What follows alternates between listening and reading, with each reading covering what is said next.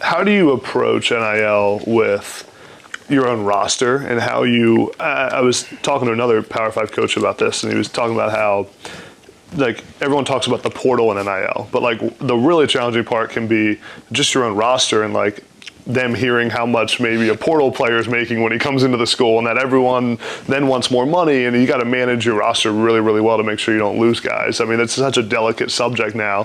How do you approach that? Yeah, ours is really, really simple. Like I think that's become the management of your roster, the management, and when I say the management of your roster, not purely the numbers of the roster, but like the actual players. Again, publicly you talk about management of rosters and like distribution of rosters, scholarship spots, and like the crazy thing is, we were talking about kids earlier. Like those are actual like human beings, and they're actual players, and they are integral parts of the program, good or bad. Yeah. But every single person within the program, staffing certainly, but the players, they can affect your team one way or the other. And so it's understanding that first, they're real human beings that we demand a lot of. And so the management of that, I again, part of why I wanted this job is because there's so much talent, not just in the state of Florida, literally in the 6 counties around us, but between Florida, Georgia, the Carolinas, Alabama, Louisiana, like you don't have to go very far. Like that's what's super intriguing about being here is that PrizePicks is my favorite way to get action on sports, and I've tried all the different apps. Daily fantasy, sports betting. PrizePicks is the very best. On PrizePicks, you pick players instead of teams. So if you know how players are going to perform, you can make tons of money on PrizePicks. On PrizePicks, each player has a set stat projection, and you pick more or less on that number. So for example, Steph Curry, more or less than 20 points. So if you think he's going to have more, you pick more. If you think he's going to have less, you pick less. And when you're right, it hits. You pair that with a few other players, and you can make up to 100x your money. And the best part is I have a 100% deposit match up to $100 for all of you with code ADAMB or the link in the description. So if you put in $100 on PrizePicks, they will match that $100 for you. So then you get $200 to play with. So use code ADAMB for that 100% deposit match up to $100. Link in the description. That's what's super intriguing about being here is that there is a lot of players. Yeah. There's a lot of players that leave here and go somewhere else too. And so the intrigue of those guys being able to come back. And so what is the value of being in Tampa, Florida, and what is the value of being close to home? A lot of people would tell you it's huge. So there's some of that matters as well. But from a true NIL standpoint, and now what our jobs have become to the ability to manage it, I said when I got here, and I've stuck to this, that we're going to get the roster as good as we can, as fast as we can, to give us the ability to have a product that we can point to and say, man, like there is proof of concept. Like here's what we do offensively, here's what we do defensively. In year one, we were able to win 7 games. Not the standard, but we had some really good highs. We had some really low lows too.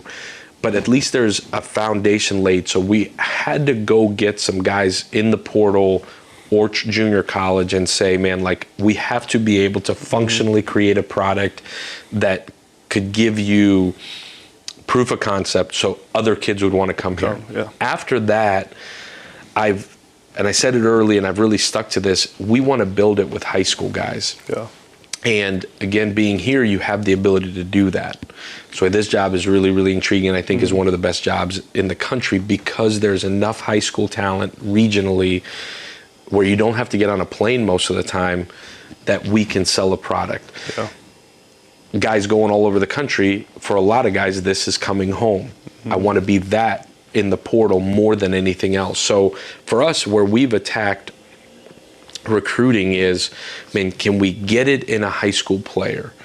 Are we in a position at this spot to bring in a freshman and develop him? Because retaining him is always going to be easier than finding him somewhere else.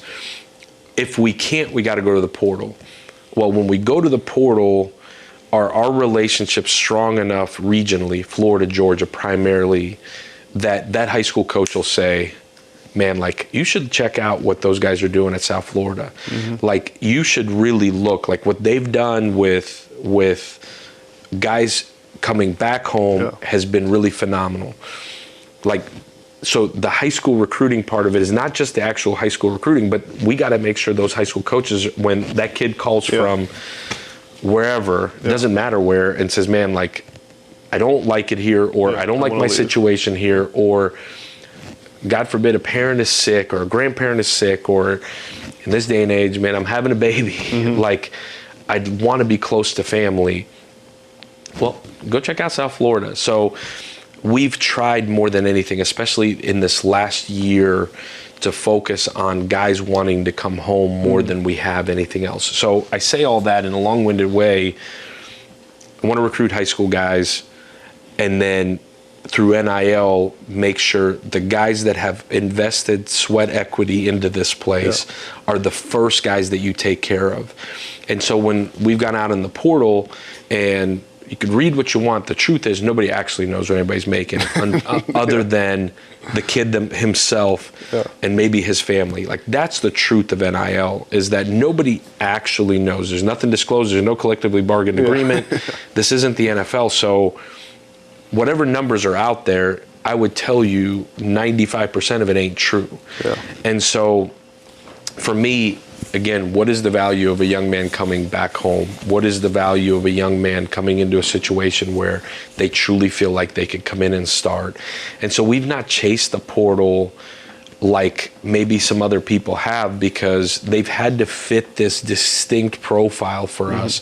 And if you look at who we've recruited, primarily they're guys coming back, or guys that we have recruited at other places that we have genuine relationships with. Because if I've learned anything in the year and a half here, like to just cold call a kid from Harrisburg, PA, you probably, one, ain't getting an answer. Two, you probably are going to have to pay him a bunch of money. And the worst thing I can do as a program is bring a kid here that's going to go into the locker room, tell everybody how much money he's making, generally going to elevate it, and blow up the entire locker room. I would rather not get the kid than blow the locker room up. And I know every coach will tell you that.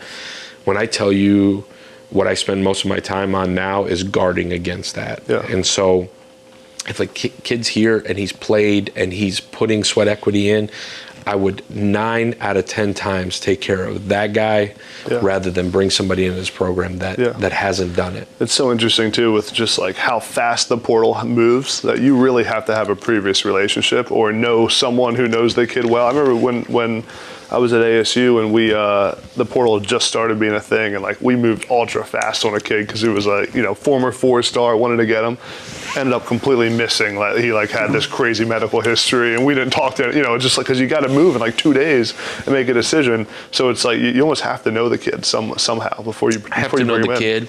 And to be honest with you, and maybe this is trade secret, but I've not taken a single young man in the portal here that I've not talked to the head coach where they're leaving. And there's some that phone calls of some coaches that I don't know, but I feel like there is a mutual respect enough to say, man, like, coach, call me back. So inevitably what's happened is you've taken guys from places where you know the head coach, you trust the head coach. Because I've always said this in recruiting, I think where it gets really missed nationally is it's not the good players you bring in, and I truly believe this. I think it's the bad players you don't bring in. And the less misses you can have, the better you're going to be. And so recruiting is mitigating risk, right? Like it's no different than in the NFL drafting. Like you're trying to mitigate risk. And so you may take, in your mind on film, a lesser player that's got less risk over the better player on film with a ton of risk. And now part of risk is NIL included. And so you've got to be able to mitigate risk and maximize the young man that you're bringing in. And so like if you've recruited him out of high school, and again, this is why this place is unique, because every school in the country comes to Florida. Certainly comes to Tampa. Like there's a lot of kids elsewhere nationally that are looking to leave. That's why it's so important for us to be able to create relationships with them early so that we can get them. But like you said, if you're making a decision on a young man in 2 days, the risk involved with that is so great. Yeah. As the head coach, I've got to figure out, is the risk worth the reward? Yeah. And to be honest with you, 9 out of 10 times you'd say it's not. Yeah.